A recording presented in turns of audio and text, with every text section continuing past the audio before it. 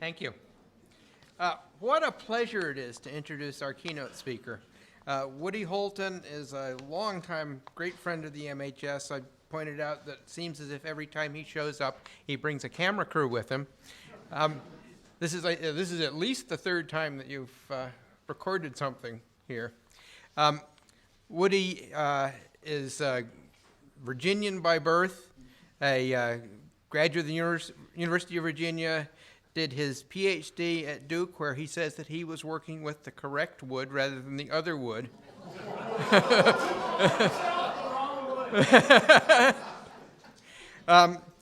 Now teaches at the University of South Carolina, and let me get your distinguished title here. Bonnie and Peter McCausland. They don't care, but the dean does. The dean does, Professor. So distinguished professorship at the University of South Carolina. We know Woody in particular because a little more than 10 years ago he had a long-term fellowship here. He was here for 4 months. We had a great time talking about all sorts of things. This was an NEH grant that he was on. When the grant is over, the NEH requires the recipient to file a report. Woody's report included a complaint over the place where we took people to lunch.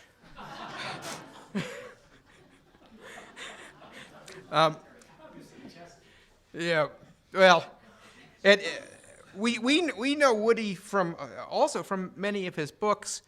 The NEH, once again, likes to have very productive fellowships. Woody came to the MHS to work on Unruly Americans. While he was here, he started thinking kind of vaguely about his Abigail Adams biography. That was good enough for me. I claimed 2 books in my reports to the NEH for that fellowship, and the NEH never complained. Well, at any event, it's our great pleasure to have Woody Holton here to deliver the keynote address. Woody?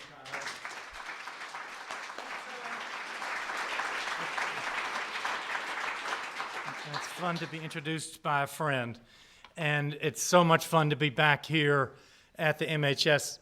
I'm going to give a talk, but I cannot resist first helping you remember how much we appreciate, I do even more now that I'm further away, this place. I've been using the Hartle Bottle Door stuff, if I'm pronouncing him anything like already. We're going to hear more about him. And it occurred to me, Gordon, that, I'm looking at Gordon Wood, which is always very calming as you're starting to give a talk like this. It occurred to me, Conrad, that I literally couldn't have written my last 2 books if it hadn't been for MHS. You said modestly that I kind of got the idea here, but it was some documents that Peter Drummy and other people at MHS found that got me interested in Abigail's bond speculation. And I think most of the people in this room could say something similar about how vital this place is to what they're doing. And all of that, you all know, is because people are coming to work every day and working hard and being creative, all the while being undercompensated. And I just want to say thank you to the staff of the Massachusetts School.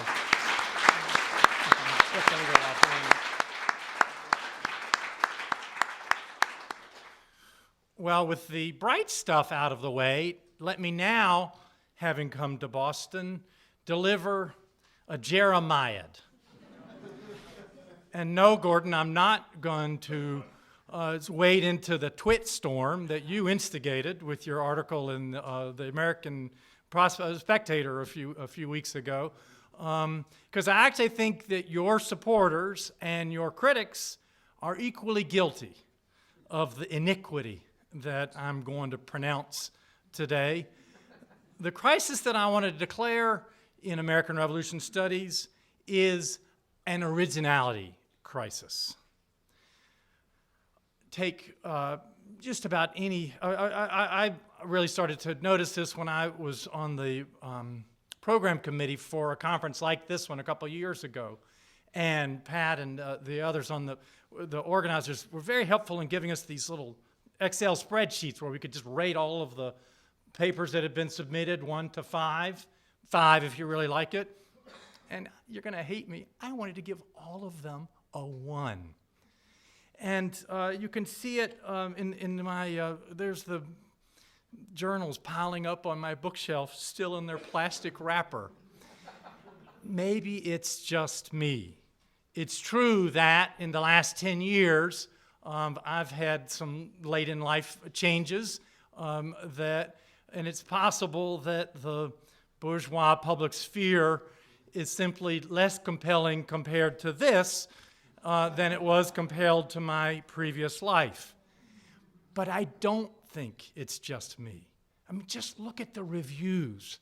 I count the majority of the reviews of books about our field saying something along the lines at some point in that review of, well, Professor Smith here is covering well-trod ground, but he does it with style and polish.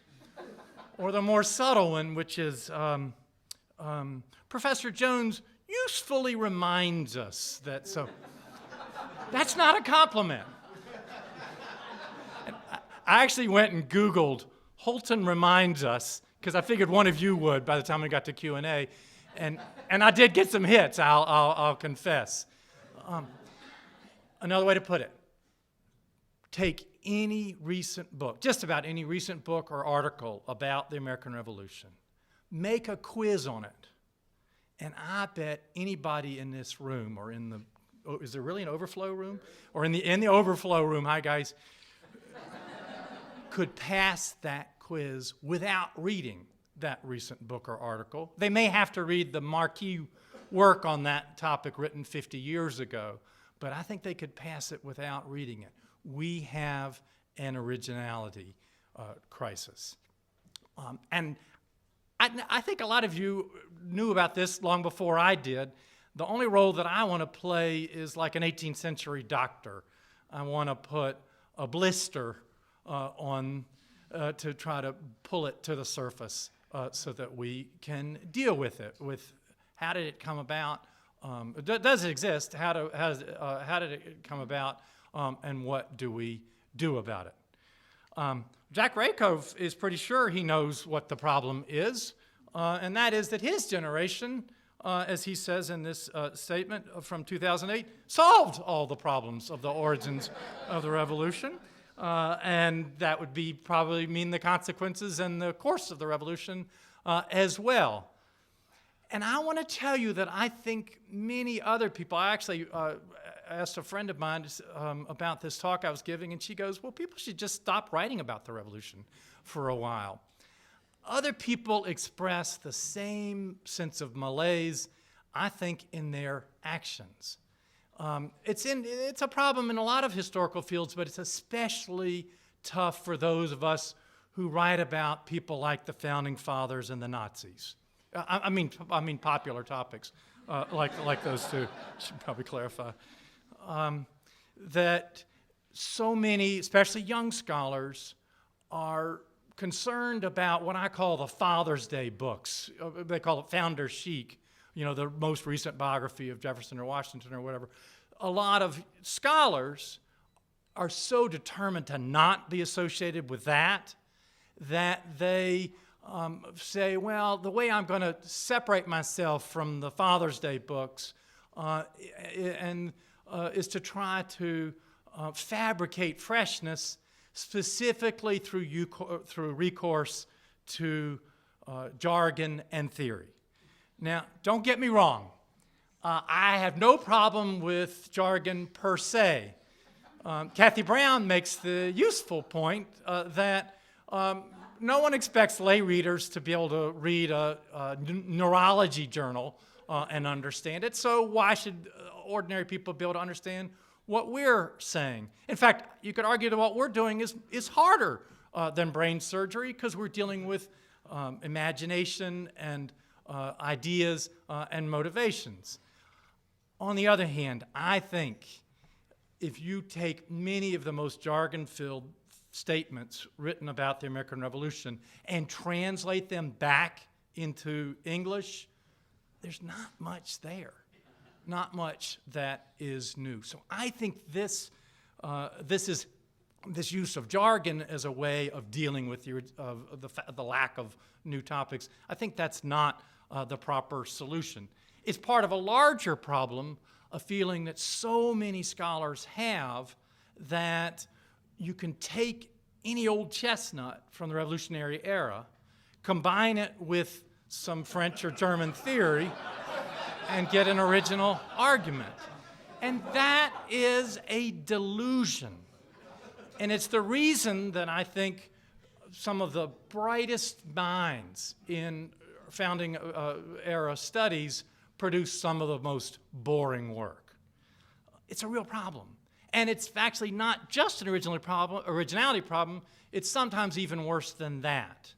I think that Brian Palmer wins the double entendre in a book title award way back in 1990 with that phrase, descent into discourse, because he says that what he calls the reification of language diverts people from studying the people who dissent, and those dissenters' conflicts with the powers that be. So what are we to do? Well, let's go out into Boston Harbor for a solution to that. Some of you may recall that Abigail Adams was something that Bill O'Reilly was not, and Brian Williams was not, and that is she was a genuine combat reporter. She covered the first year of the Revolutionary War, 1775.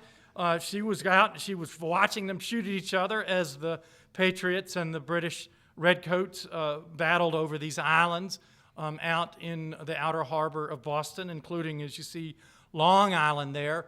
And her descriptions of one of these battles is really fantastic, where there's a British cutter bearing down on one of these whale boats, hopefully with a better crew than this one, bearing down on these Patriots in this whaleboat. And the captain of the cutter yells out to the commander of the whaleboat to surrender, for he was his prisoner.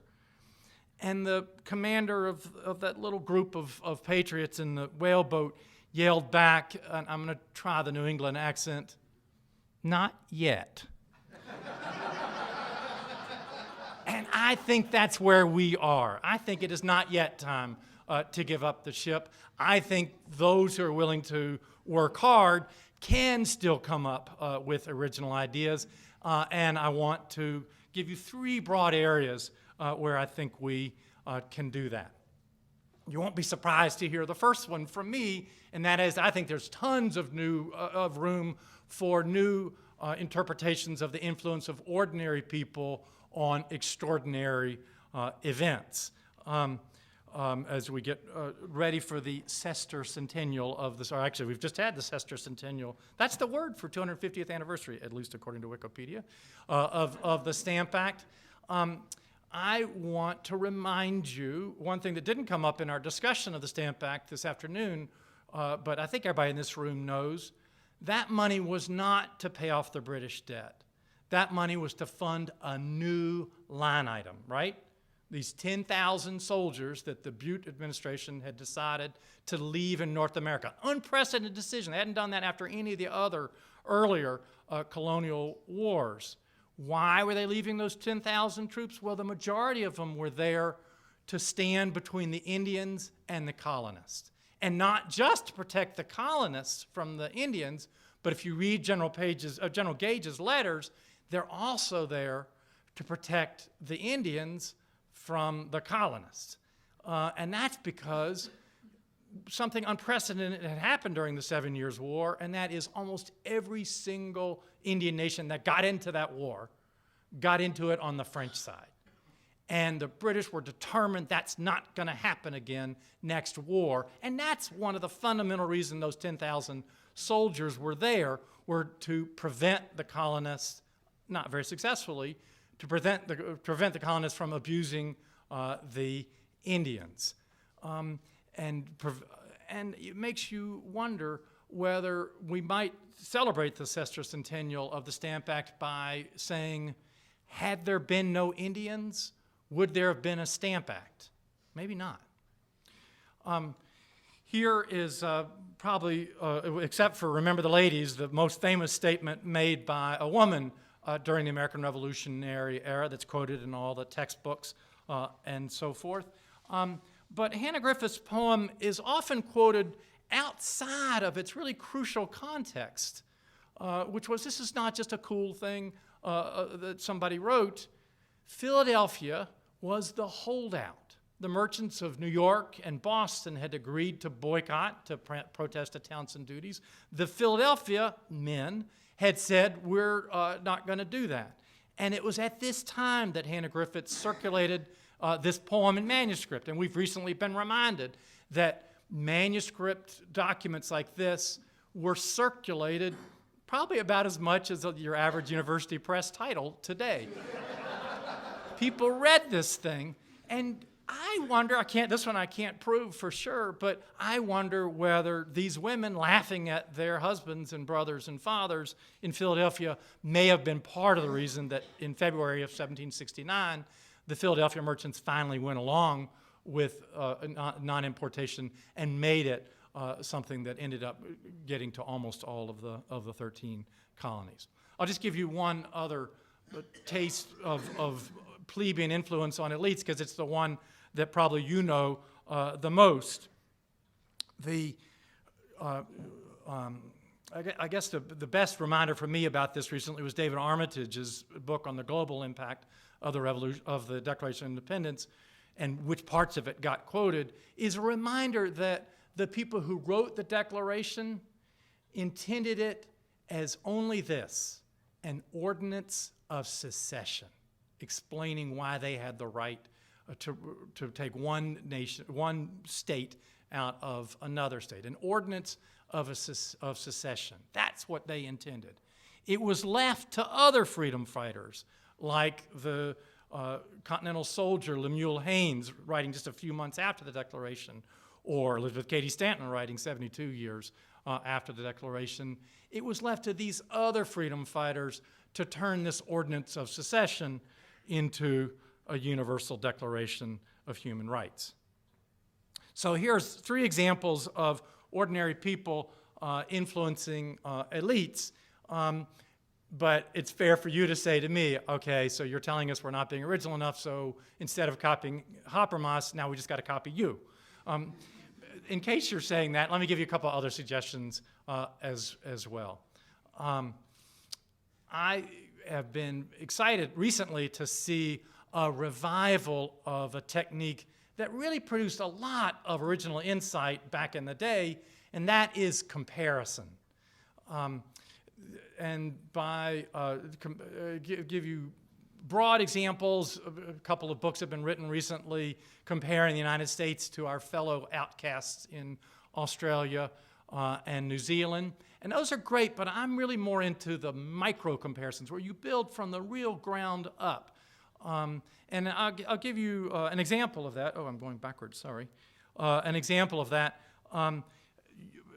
Some of you recognize this is Phyllis Wheatley's first published poem, an elegy to George Whitefield, who died in 1770 here in Massachusetts.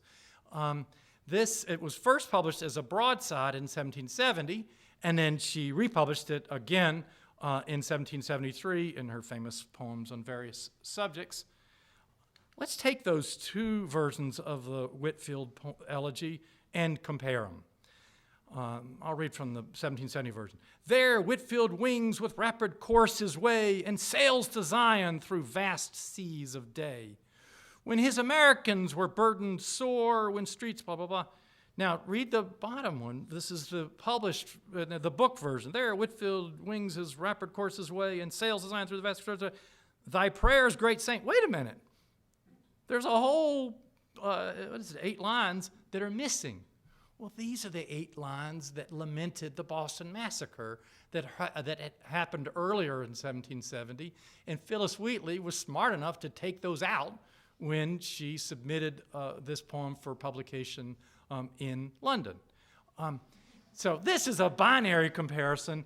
I think the much more interesting comparisons are what I would call qualitative. That is where you have not just absence of something, presence of something, but 2 authors writing about the same thing, but saying different things about them. A good recent example is Leora Auslander's article in the Oxford Handbook of American Revolution, where she compares Americans rebellions against their wardrobes to the French Revolution against its wardrobes, the whole sans-culotte thing. I really recommend that essay to you. And I'll give you a couple examples of my own of these qualitative micro comparisons. When I was working on my Abigail Adams book, I would go around both to my students and to public audiences and ask them to compare these two letters that Abigail wrote to her husband, John, both of them seeking freedom for, or not freedom, but more freedom for women. The task I would give people is find differences between these two superficially similar statements on behalf of women's rights. I call this contrasting twins. That is, take two things that are pretty similar and find the differences between them. And I would recommend this technique to you in your role as teachers, because I'll tell you, I've shown this to dozens of classes and teachers groups and so forth. And every time I've shown it, somebody has noticed something that no one had ever noticed before. I'll give you one example. A teacher in Pueblo, Colorado, noticed that the one on the left has 5 imperative verbs. The one on the right, none. And add that with some other things, and I ended up using her insight in my book to say Abigail had gone from March of 1776, the eve of independence, anything's possible, to June of 1782, revolution's almost over, the founding fathers have won, but the founding mothers clearly have not. Wouldn't that be a reason for fewer imperative verbs, less of a sense of excitement and possibility? So I would really push the comparison, these micro comparisons. Oh, I know, I wanted to mention a macro comparison as well. I do think that one of the subfields of founding era studies that's still very much alive is the study of women of the Revolutionary era. I myself am still conflicted about whether the Revolution was a net plus or a net minus for free white women. We know it was bad on balance for Native American women. African American women, you either got free or you got sent to Mississippi, so those are about as opposite as you can be for a black woman or a black man at that period. Actually, it hadn't occurred to me, I'm going to ask for a vote. If you are, gun to your head, was the American Revolution, we'll say in the short term, a net plus for the generation of women, of white women that came after it? Net plus or net minus? Who votes for net plus? That looks like about 15. Who votes net minus? Ooh, this is my point. I'd like to get the vote from the auxiliary group. Maybe somebody can send that in to us. They'll tip the scales. But we're still conflicted about that. So wouldn't comparison help with that? You could take Massachusetts and Nova Scotia, which are quite similar in every other way during that half century after the Revolution. Compare the legal status and the social status of women in those two places during that half century. And I think what you found might help you understand what difference a revolution makes, if any. So I've listed 2 broad areas where I think there's lots of unplowed ground. One is the influence of ordinary people and extraordinary events. 2 is comparisons. A third one is nothing new about this, except that it's really been neglected. I only saw one paper, I haven't finished them all yet, but I will, before they talked about Conrad, that really used a lot of stats in this conference. I think the reason is that there was this postmodern critique of the statistical studies, and I think a lot of people have used as an excuse for not doing the admittedly tedious work of number crunching. But when they do, the findings are amazing. For instance, Lawrence Babbitt's way back in 1998, this is long before GIS, used what the soldiers were saying in their pension records to reconstruct the Battle of Cowpens So this map looks like any other battlefield map, except it's pretty accurate because it's not just based on the letters of the generals, but based on what the actual, cumulatively, what all these militiamen and what all these other continental soldiers are saying about what they're doing. Here's an even more interesting map, in my opinion. Claudio Sant in 2008 used GIS and other computer assistance to say, okay, well, what regions is William Mary Quarterly covering? And then you end up with maps very similar to that New Yorker cartoon, right? And so do you see where Fort Pitt is in Charlottesville? Almost at the West Coast, based on, if you, on the maps, give people an amount of space equal to the amount of space they've gotten in our premier journal. There's great stuff to be done with statistics. Yes, it takes time, but I think it's worth it. Well, I've given you 3 areas where I think there's a lot of great new work to be done. But the bigger point I want to make about topics is an appeal to my fellow supervisors of graduate students. Kind of a cheeky thing for me to be involved in, since I've only been supervising grad students for a couple of years. But I think we need to be more involved in the PhD students' choice of topics. Generally, thesis advisors pride themselves on giving free rein, but the choice of topic is everything.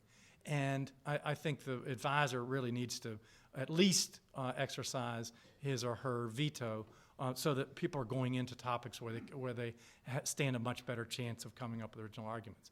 So let me give you a couple other of my grad school reforms as well. I was kind of stunned in a grad seminar that I taught last fall to discover how many of the students, as they're writing up their papers for the semester, went straight from their research notes to their first draft. That is, there was no palette in between. If they were a painter, they were going straight from the paint bucket to the canvas. You gotta have something in between, and I think it's something we need to be talking about in graduate education. Maybe it's one of my students really prospers with good old-fashioned note cards, but you got the yellow sticky things. There's an electronic version of the yellow sticky things. I swear by something called the outline with evidence. This is one page out of the 1,200-page outline that I put together on the way to writing my 300-page book about the Constitution. It's basically you dump all the evidence in there. Because it's electronic, you can dump it in several places and decide later where it goes. This has worked for me. Cards work for other people, but the point is we've got to, A, exhort people to have a palette, and then B, help them figure out what a good palette would be. But my third and final suggestion about graduate education is really just an exhortation, and that is, I've seen this thing creeping up. It hasn't really been named yet, so I'll name it the Quickie Dissertation. Let's get you out of here quick. And that does get them out of there quick, but it doesn't get them a job very fast. I wrote a Quickie Dissertation, and then Frederica made me spend the next 9 years doing what I should have done in graduate school. And I can now say 15 years after that I'm glad she did. What's the opposite of a Quickie Dissertation? We have some 2 wonderful papers about the China trade that we're going to talk about over the next couple of days. But I think the authors of those papers would agree with me that the next step on the China trade needs to be the Chinese perspective. That means learning Mandarin, and I'm sure those 18th century characters were different from modern Chinese characters, so have fun with that. But isn't that worth it? I'm not talking to Conrad and Gordon here, I'm talking to you guys in your 30s. Spend the time. All right, Gordon, you can learn Mandarin. Spend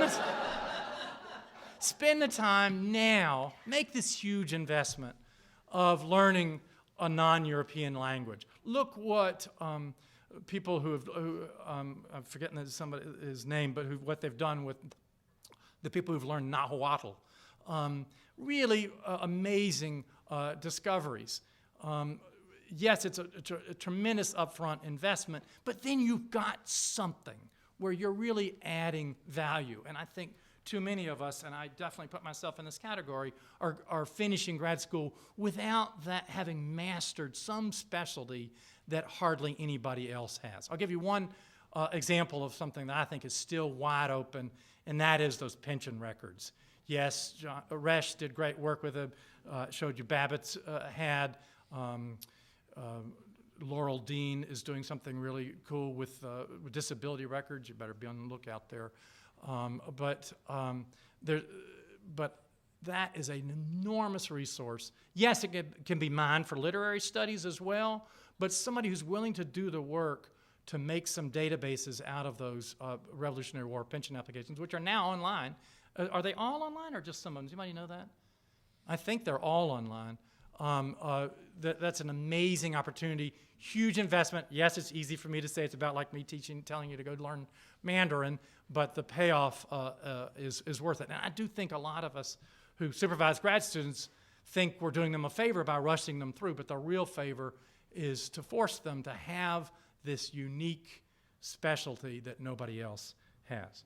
Okay, I want to also mention three suggestions for getting out of the originality crisis that I think apply to us older folks as well. So, and I'm talking to myself as well as everybody else here. The first of them is kind of a bold suggestion.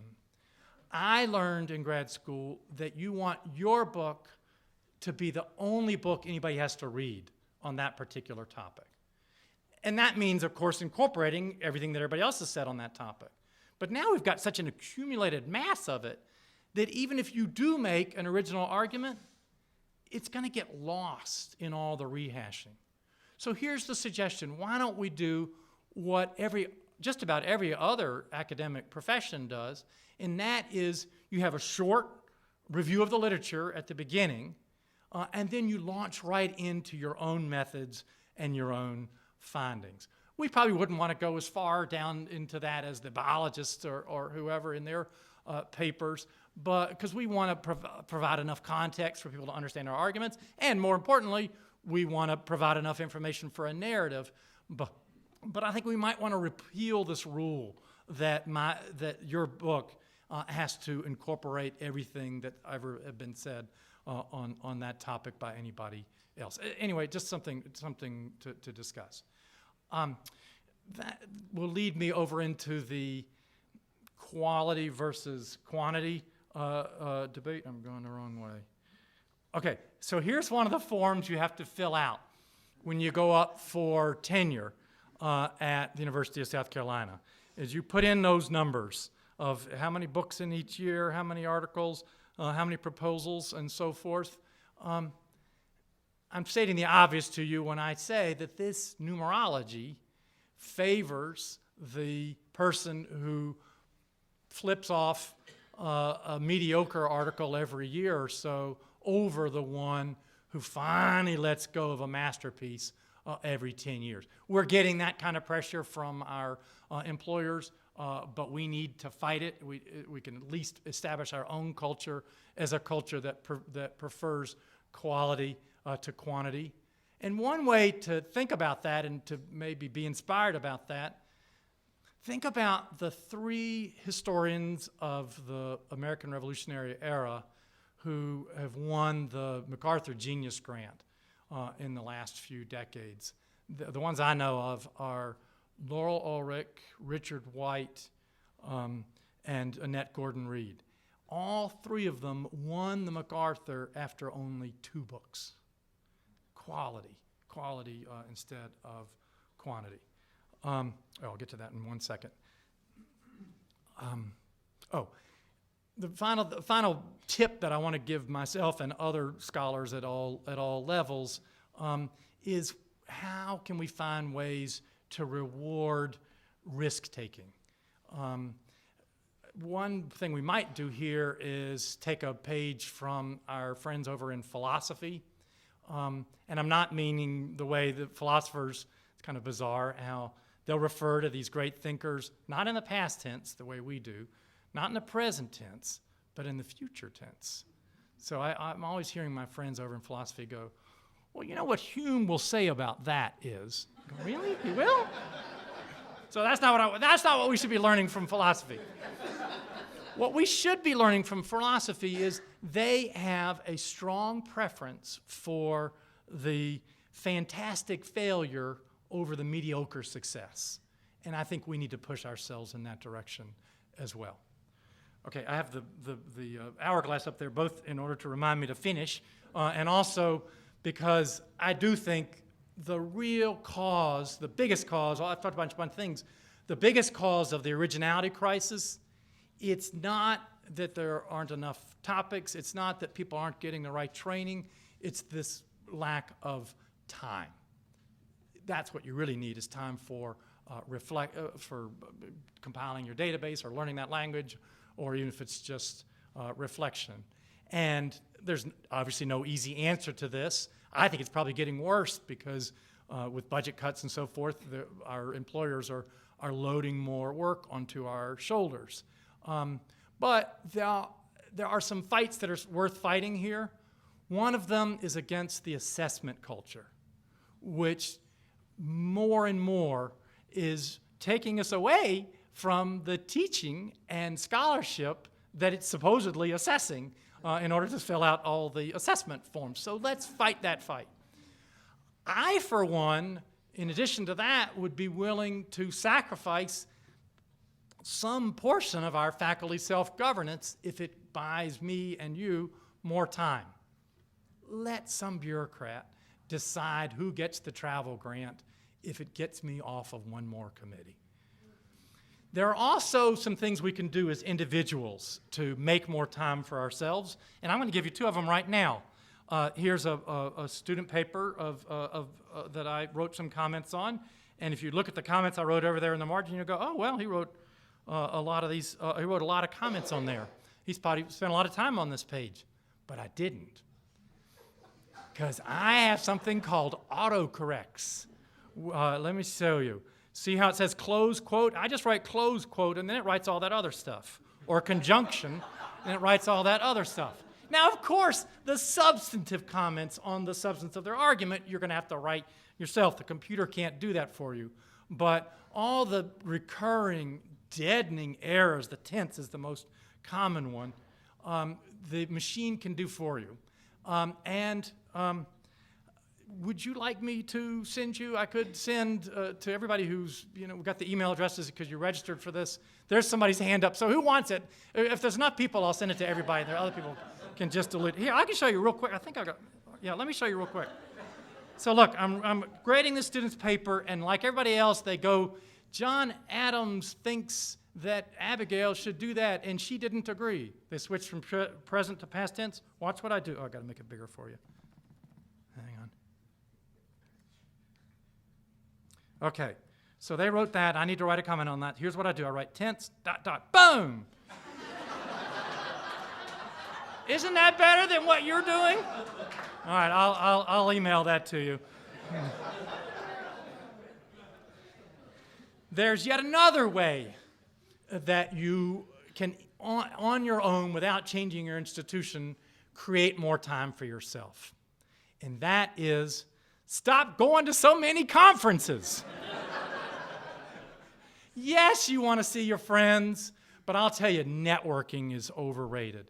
And I have been on a lot of search committees, but I have never voted for somebody because he or she had given a lot of conference papers. Think of all the work you could have gotten done this week if you hadn't flown or driven or walked up to Boston and sat in all these sessions over the next couple of days and then schlepped back home. So you might remember I started this talk with a very modest goal of opening a conversation about the originality crisis. But I think now that I'm at the end, I'm going to give myself a slightly more ambitious goal, now that I'm talking about conferences, of having one of you stand up and say, you know what, you're right, and walk right out of here. Thank you very much.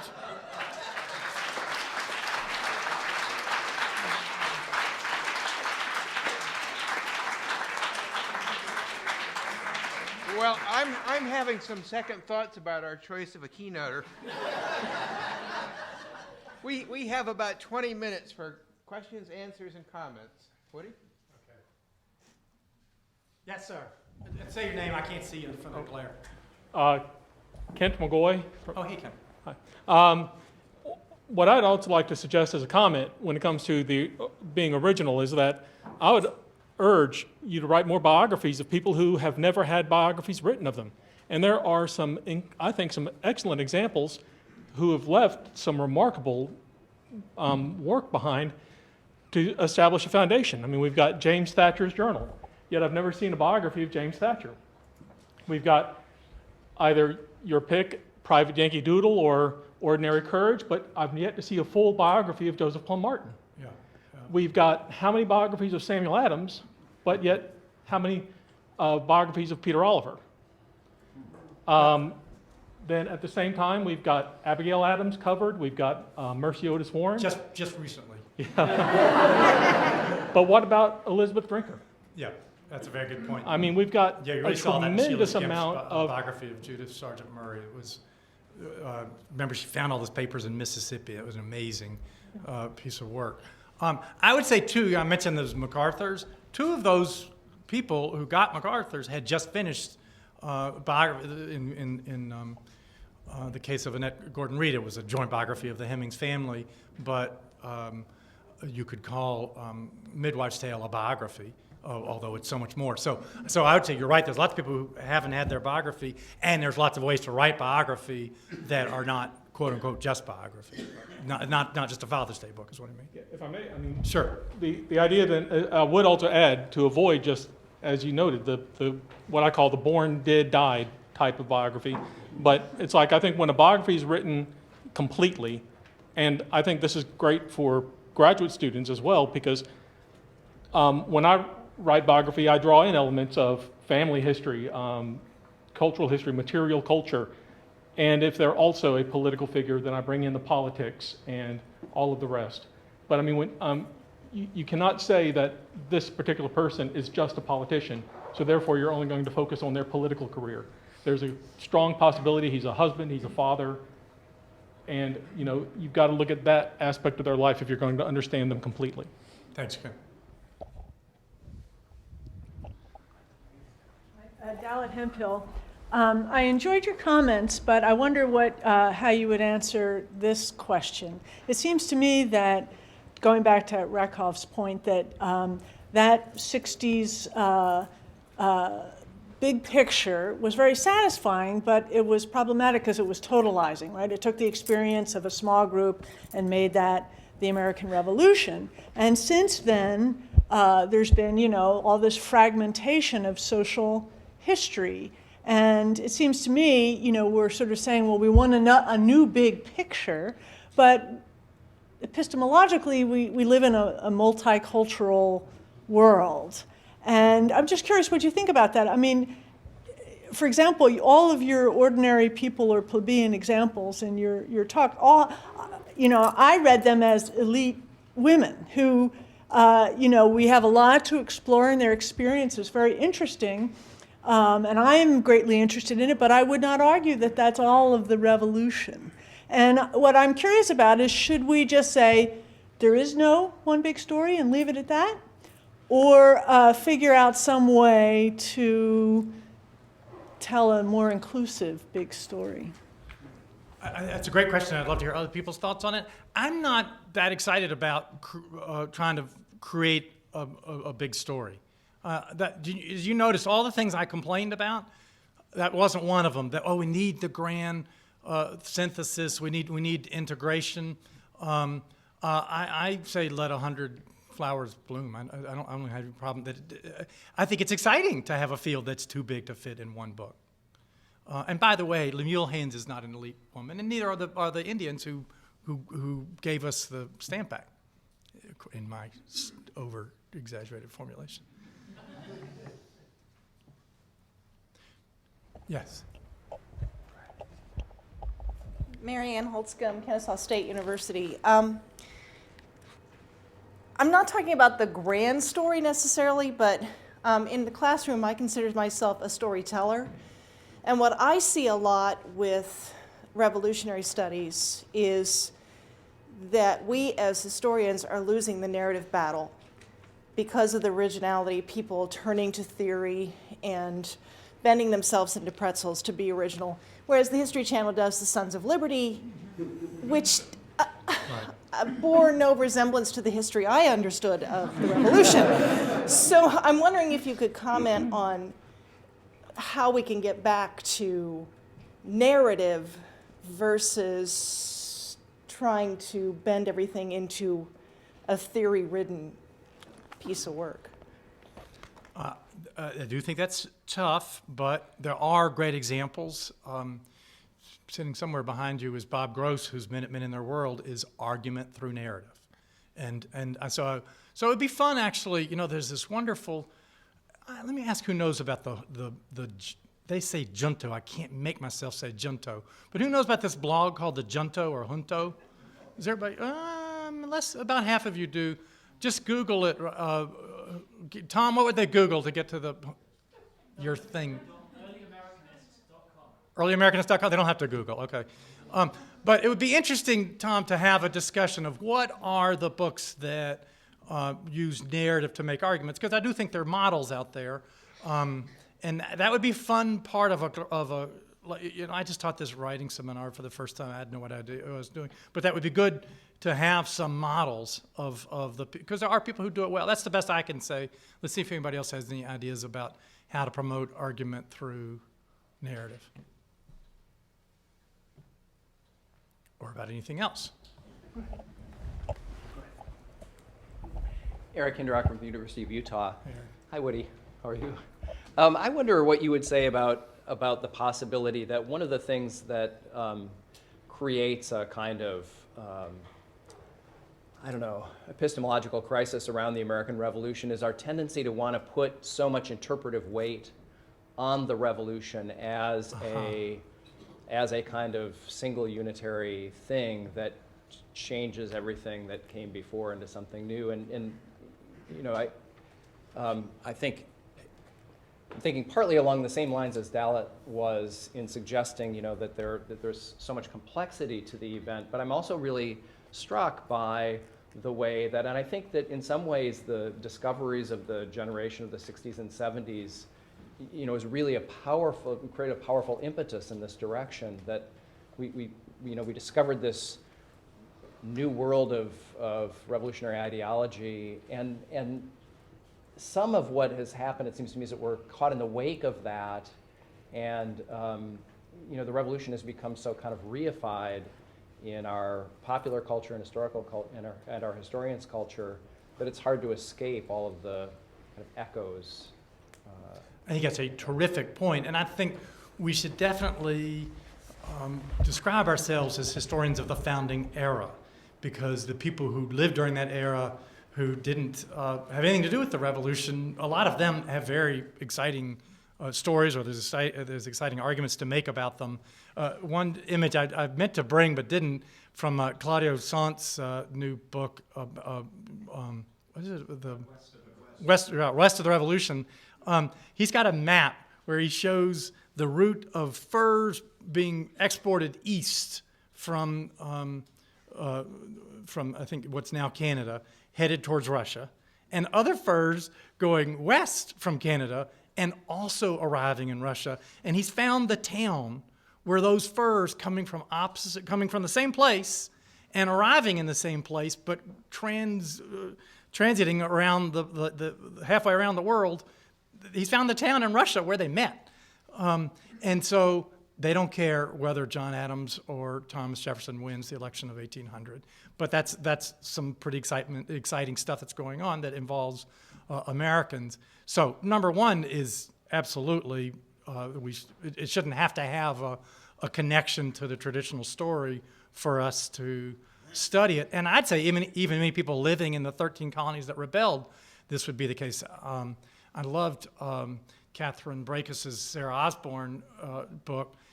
Yes, she's affected by the revolution, but not as much as she was by the death of her son unconverted, and by her own conversion and by what that meant to her. these political comings and goings are trivial compared to whether you're going to spend eternity in hell or not. I think that's a great point that you made. Do people agree that we have an originality crisis? Is that something you already knew, or is that out from left field, or what? I'm just curious about that. But I think I see a hand in the back. Well, thank you.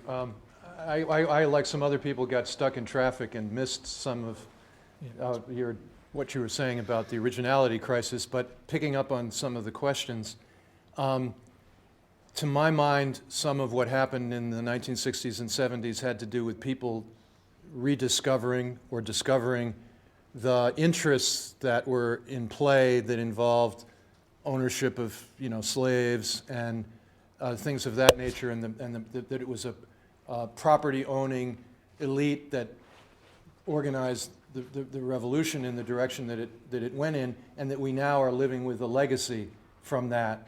And so there was a kind of superficial understanding of some of that, but I think now there's been a deepening of some understanding of how so much of that kind of thing is embedded in our Constitution, some would argue, in ways that make change extremely difficult and intractable, the institutions that many of us feel we now need to change. So there's been another round of deepening of some of this critical understanding. And so I just wonder, could you speak to that maybe a little bit? I would say two things. One, I would agree with a lot of how you narrate that. On the other hand, I don't want to say, as a neo-progressive historian, that my generation worked out the causes of the revolution, because that's what I'm criticizing Professor Rakov from saying. So I think it's still open, and I'm trying to be open myself. Here's my chance to plug I have an article in the Journal of Southern History in May that's sort of a pro-Constitution article, because it talks about the ways in which the Constitution accidentally, specifically Article 1, Section 10, which is what you're really talking about, it prevents debtors from getting any kind of protection against their creditors. It really paved the way for the Married Women's Property Acts. So, yes, I would describe what you just gave us as a neo-progressive interpretation of the revolution, but I would, A, balance that with an ironic sense because unintended consequences are so powerful, and B, we should not feel like we've solved the problem either. Does that bell mean we got to go? Why don't we give Woody a big hand? Oh, and I'll talk to you individually. Thank you.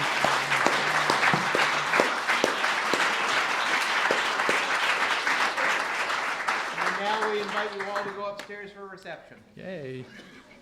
That was terrific. Oh, good. Thanks. You see, no notes. I never opened them. I was very proud of that. Thank you very much for letting me do it. Yeah.